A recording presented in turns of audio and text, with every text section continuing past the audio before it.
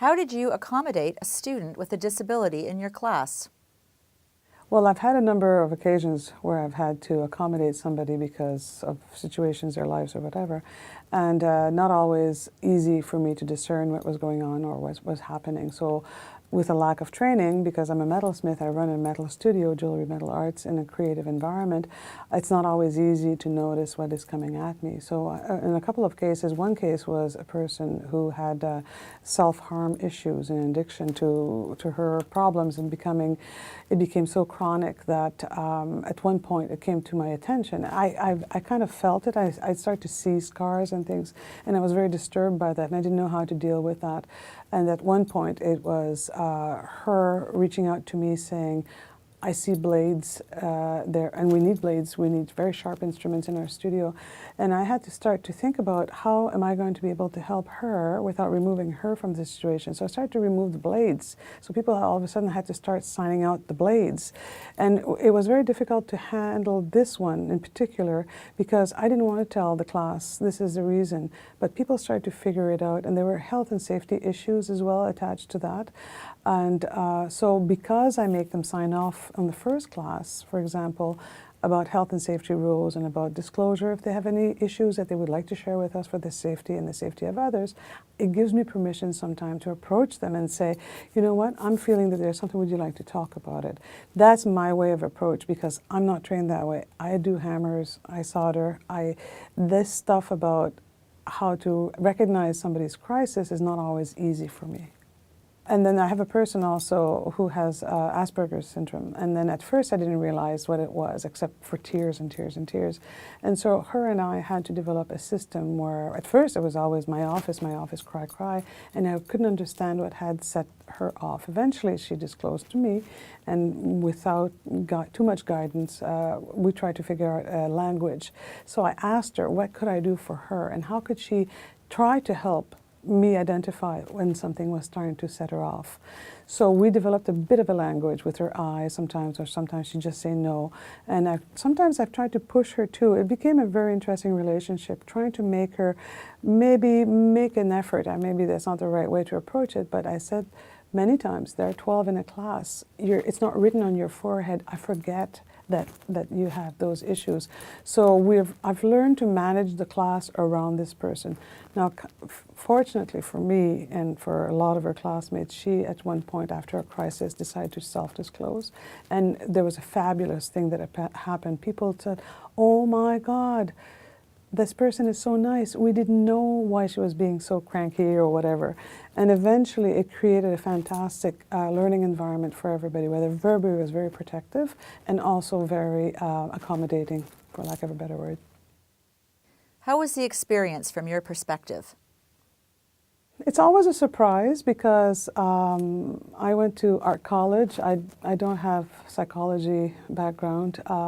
And a lot of things are obvious. Last week I had somebody who smelled like alcohol in the morning, and so it was a hangover, and I told him that he shouldn't be working in the studio, and he understands the rules. And there are things that you can see that we're used to, people maybe with drugs or something. But even somebody sometimes with some physical health issues that they're not bringing to the front, it's hard to discern. And I'm not in a lecturing capacity where I'm sitting watching 30 passive people and I can start to see that something's going wrong. We're moving, we're busy, we're noisy, we're making sounds and noise and dirt, and all of a sudden you catch that there's something may not be right. So for me, trying to find out, sometimes it's saying, listen, you know, I'm noticing that something's not quite right. Would you like to talk about it? Plus, I happen to be the chief advisor to everybody in the studio. That's 24 people this year. It's a lot. And sometimes I'll say, look, you've signed off on the health and safety rules. I'm a little concerned. Would you like? So there's this kind of thing where I can sometimes find out, but not against their will. They don't have to tell me anything. And then if it becomes untenable, I just say, I'm sorry, you have to go see our counselor. I can recommend you to go to the mental health clinic. There are a number of things that we do on a daily basis, well, not daily, hopefully, but that we can accommodate and help these people. And there are times when I have to basically shrug and say, I'm sorry, this is the best I can do. Give them a hug and say, you've got to go. You've got to go get some help. There are times that I can just do it myself, and by usually listening to people and being kind. What would you say to a colleague who will have a student with a disability in his or her class? Well, it happens sometimes where I'm the advisor to the students in the metal studio and they have to go take a course in drawing or elsewhere. And there are moments where there are anxiety or there are issues that have to be dealt with. So I give them my, what works for me or how I've approached the student. We discuss it a little bit. Sometimes it's not my place to discuss it with them, so I have to send, go through the counselor that we have in the college.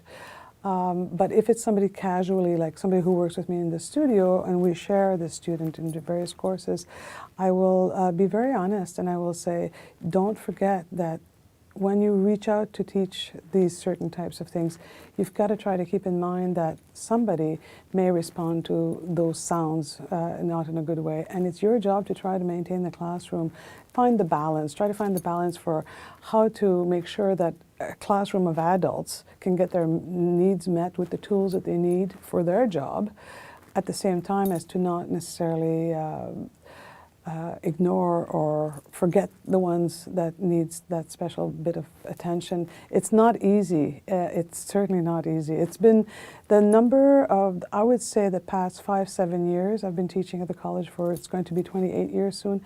The past 5-7 years, I've seen a rise in more complex communication and things. I don't know what to call them because, excuse my ignorance, but I don't know.